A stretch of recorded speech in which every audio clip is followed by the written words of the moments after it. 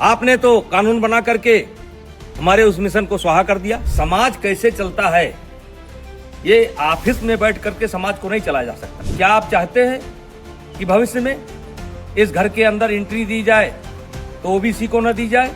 क्या आप चाहते हैं इस घर में एंट्री दी जाए तो दलित को न दी जाए? तो आपसे हाथ जोड़ करके विनती है, इस मामले को वापस लीजिए। यूजीसी को लेकर माहौल गरमाया हुआ है और अब इसी माहौल के बीच बाहुबली बृजभूषण शरण सिंह ने बड़ा बयान दिया। उन्होंने सीधा कहा कि एसी के कमरों में बैठकर नियम नहीं बनते।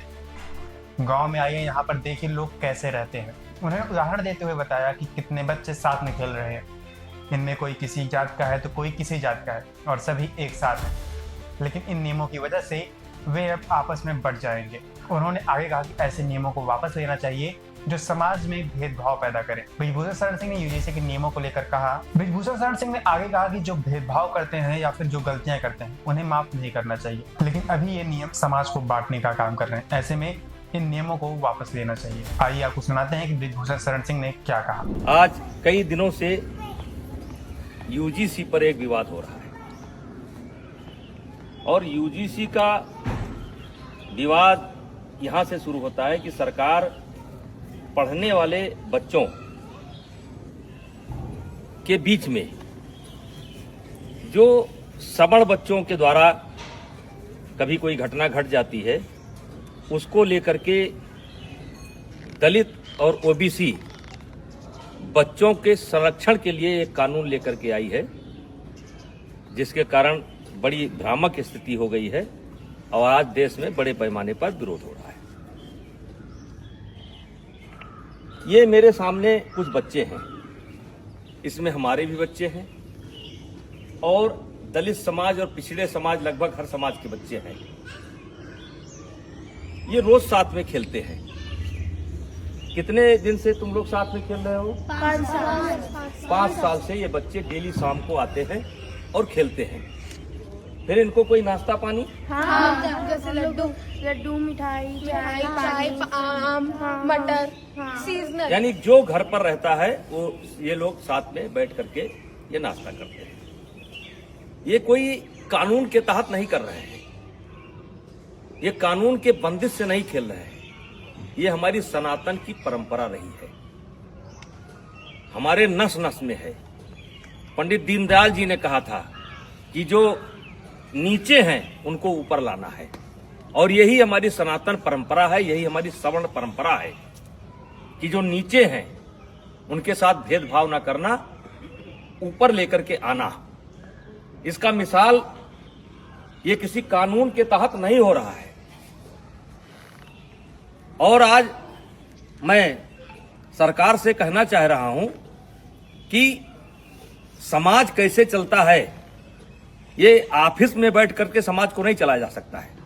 समाज को चलाना है तो गांव आइए और गांव में देखिए कि बिना भेदभाव के, बिना किसी जातीय रंग के एक साथ बच्चे खेलते हैं।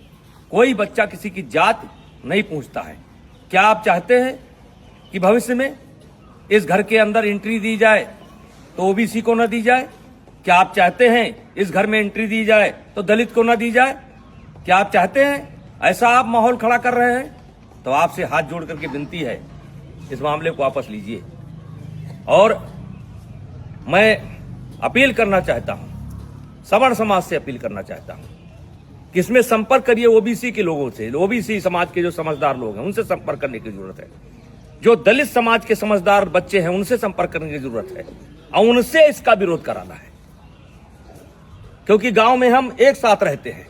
गांव में कोई शादी होता है, ब्याह होता है, हर आदमी का कोई ना कोई हक है, कोई ना कोई नेग है, हर तरीके से भागीदारी होती है।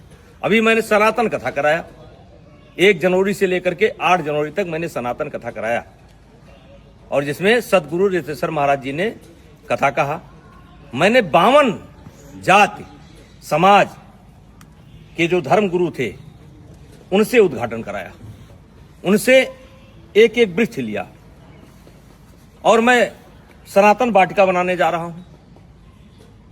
आपने तो कानून बना करके हमारे उस मिशन को स्वाहा कर दिया।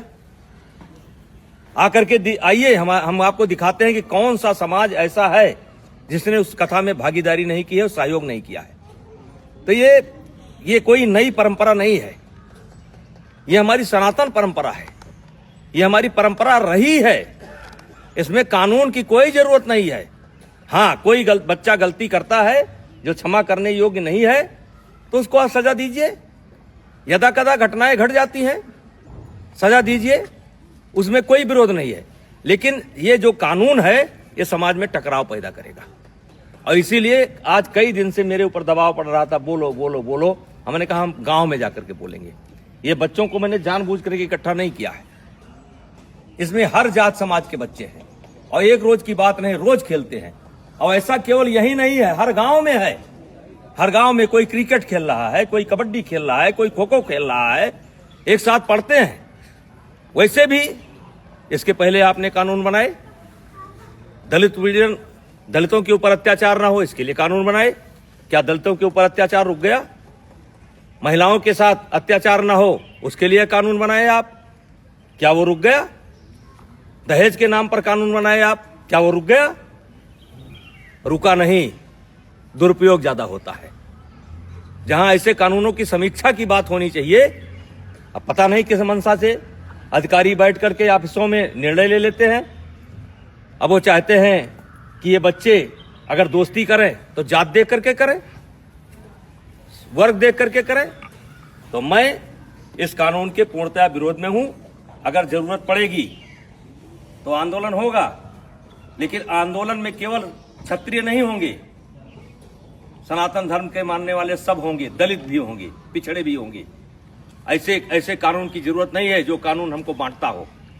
ऐसे कानून की जरूरत नहीं है। तो कृपया हाथ जोड़ करके विनती है, मैं बहुत छोटा आदमी हूं, मैं जानता हूं कि इसका असर पता नहीं आप पर पड़े कि ना पड़े, लेकिन ये गांव ऐसे नहीं चलता है।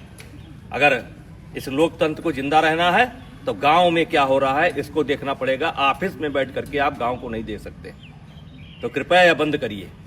सवर्णों के बीच में झगड़ा होता है, ब्राह्मणों ठाकुरों के बीच में भी झगड़ा होता है, दलितों के बीच में झगड़ा होता है। कहां तक आप कानून बनाएंगे?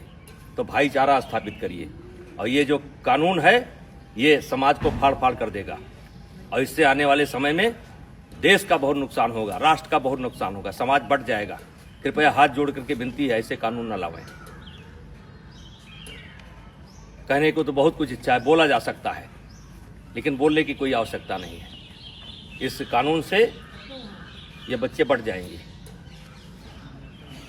ये जात देख करके दोस्ती करेंगे। कितने साल से आते हो तुम लोग? 5 साल से आते हो। और कुछ नाश्ता पानी मिलता है? हैं? खेलते हो?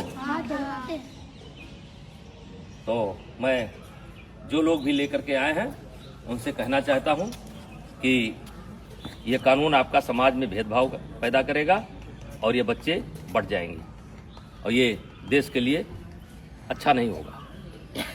और मैं इस कानून में, वैसे मैं एबीपी का बयान देख रहा था, संतुलन की बात की गई है। इस कानून में संतुलन नहीं है। आपने एक पक्ष को अपराधी बना करके खड़ा कर दिया है, और वकील का भी मौका नहीं दिया कि इनका वकील कौन होगा। तो जो गलत करता है उसको सजा मिलनी चाहिए, चाहे क्षत्रिय समाज का हो, चाहे ब्राह्मण समाज का हो, चाहे किसी समाज का हो, वो सजा का हकदार है। उसका कोई समर्थन नहीं करेगा, हमारा कोई समाज समर्थन नहीं करेगा। लेकिन आप ये बच्चों में भेदभाव मत पैदा करिए, स्कूलों में भेदभाव मत पैदा करिए। और मैं फिर अपील करना चाहता हूं दलित समाज के बच्चों को, जो पढ़े लिखे बच्चे हैं उनको अपील करना चाहता हूं, ओबीसी समाज के बच्चों को अपील करना चाहता हूं। ये देश हम सबका है, और इस देश में सौहार्द बनाए रखना हम सबकी जिम्मेदारी है। तो कृपया ऐसे कानून का समर्थन न करें। तो ये था बृजभूषण शरण सिंह का वो बयान जिसमें उन्होंने यूजीसी के नियमों को लेकर अपनी बात रखी है। आप बृजभूषण शरण सिंह के इस बयान को लेकर क्या कहेंगे, हमें कमेंट करके बताइए। और ऐसी तमाम छोटी बड़ी खबरों के लिए देखते रहिए यूपी न्यूज।